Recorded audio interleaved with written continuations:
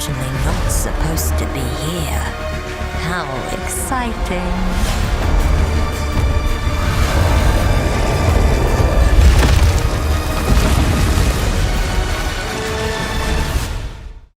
Welcome to my build guide for Path of Exile 2 Early Access. In this video, I will cover all the skill gems, potential rare items, and what affixes to look for, unique, and various combinations to create an easy campaign and early game for all new players and people who want to have a safe start. Let's start with the most important thing, which is skills of choice if you are new and do not understand terms like skill gem and passive points.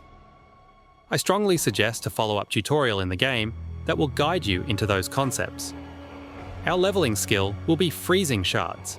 It's a compelling early choice simply because you can freeze enemies and bosses, but also you can shotgun with projectiles, which means we get multiplicative damage because of the nature of the skill itself.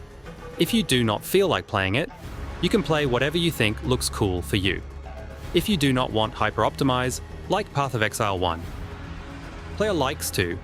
If you are a casual player, you can just get inspired by this guide. But if you're looking for optimized gameplay, just stick to the guide.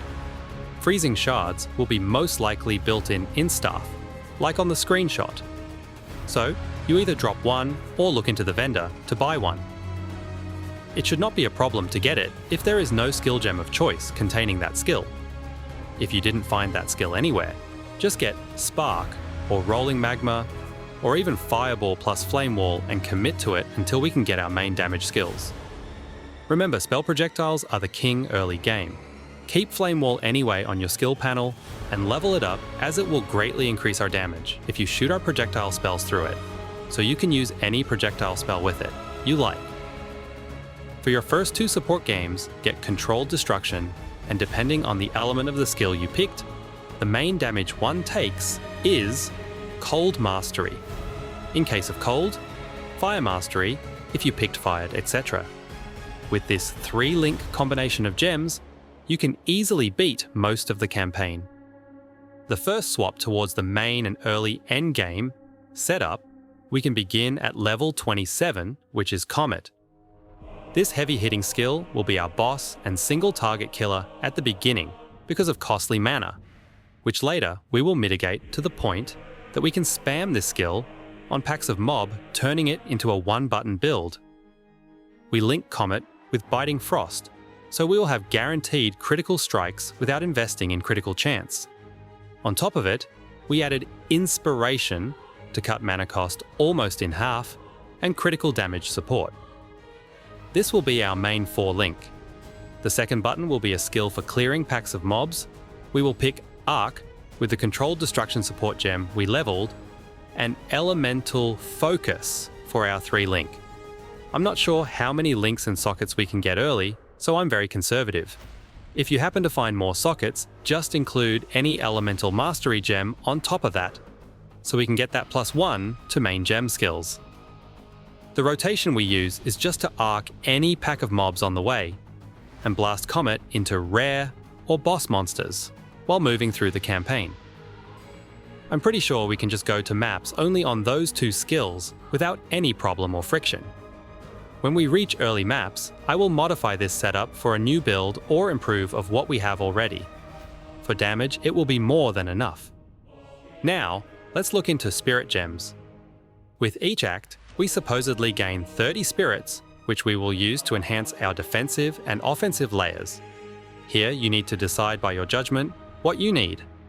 For defensive layers, and if you feel too squishy, pick the first Spirit Gem to be Blasphemy lined with Enfeeble Curse.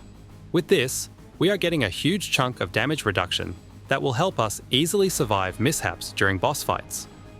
It should be especially good for new players who do not have a feel for the game.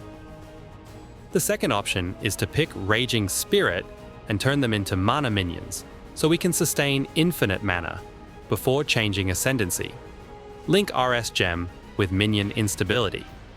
Thought it will increase the cost of Spirit, so it may be viable instantly, after the first Spirit increase in Axe. Consider dual wielding Scepter and Wand. In that case, if you will be starving for mana, so you can have both tools for your disposition. In addition to Minion, Instability links it with Essence Harvest. This will cover everything you need to go through the campaign. Remember, we will mine max and optimize on day 2 or day 3 when reaching the endgame. Next, let's see which ascendancy we will pick to maximize this build's damage and survivability. Without much choice, we start with Sanguimancy. This will help us sustain mana because we will constantly regenerate health through life remnants. The first 2 points you get follow the skill chain to get Vitality Siphon, which further increases our sustain. Another 2 points we spend on the left side of Ascendancy. Gore Strike, but don't go any further. We have guaranteed crit chance, so we do not need to invest further. The rest of the points focus on the right side of the tree, containing Grasping Wounds and Crimson Power. You can pick whichever order you want or feel, depending on your state and gearing in the game. If you have a hard time, focus on the right side to pick a defensive option. If you lack damage, concentrate on the left side. For gearing, we need to focus on armor and energy shield bases. Make the most of your gear. Affixes should contain plus max to life, resistances, and plus to armor and energy shield value. They should contain additional stats for strength and intelligence if needed. For the rest, things like amulets or rings, we want to craft breach rings with life quality on them to maximize our damage from life stacking. Additional affixes should contain resistance and a critical damage bonus. Amulet bases we do not know, there is one with spirit implicit and intelligence. There should be many more options, so I will update those as I progress in the game. For weapons, we either use a two-handed staff with critical damage and plus to all cold skills if we can sustain the spirit. If not, we use a scepter and wand with the same affixes that enhance our life pool, stats like strength and intelligence if needed, critical strike damage, etc.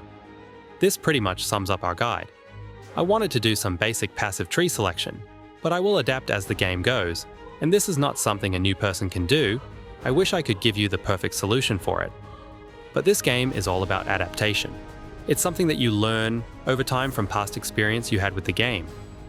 Important info is that I will be streaming on Twitch and YouTube to help everybody to go through the campaign and my build, which I will be playing.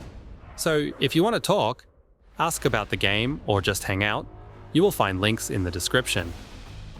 Thank you for staying through the video, and I wish you a great start and not being last in the queue. See you, Exile.